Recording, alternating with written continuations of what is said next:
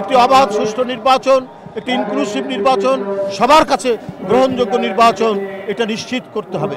এটাই সরকারের দায়িত্ব। আগে স্থানীয় সরকার না পরে জাতীয় সংসদে এই বিতর্কে অন্তর্বর্তীকালীন সরকারের আমার মনে হয় এই বিতর্কে অংশগ্রহণ করা উচিত নয়, বরং এই সরকারকে জনগণের ক্ষমতা জনগণকে ফিরিয়ে দিতে হবে। জনগণ তারা নিরপেক্ষ ভোটের মাধ্যমে যে সরকার গঠন করবে, তারাই নির্ধারণ করবে যে স্থানীয় সরকার নির্বাচন বা অন্যান্য কি নির্বাচন, সে নির্বাচন কখন হবে। আপনারা দেখেননি বিএনপি যখন ক্ষমতায়, তখন চট্টগ্রামে মহিউদ্দিন জিতেছে, সিলেটে কামরান জিতেছে, ঢাকায় আপনার হানিফ জিতেছে।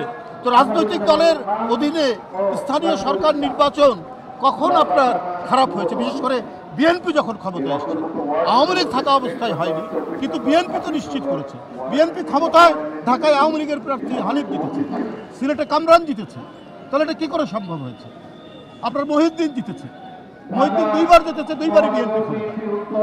সুতরাং একটি গণতন্ত্রে বিশ্বাসী রাজনৈতিক দল ক্ষমতায় থাকতে পারে অবাধ সুষ্ঠু নির্বাচন স্থানীয় সরকারে হওয়া সম্ভব। সুতরাং এটা কোনো বিতর্ক করে আপনার জাতীয় নির্বাচনকে পিছিয়ে দেওয়ার কিছু নেই। এই হলো আমার কথা। এর সাথে আমি একটা আপনাদের যখন পেয়ে চাই, দাঁড়ান, আমি বলে নেই, কেউ কেউ আমাদের কিছু কিছু নেতা বা কেউ কেউ ফেসবুকে বিভিন্ন জায়গায় বক্তৃতায় বলছেন যে আগামী নির্বাচনে বিএনপি ক্ষমতায় আসলে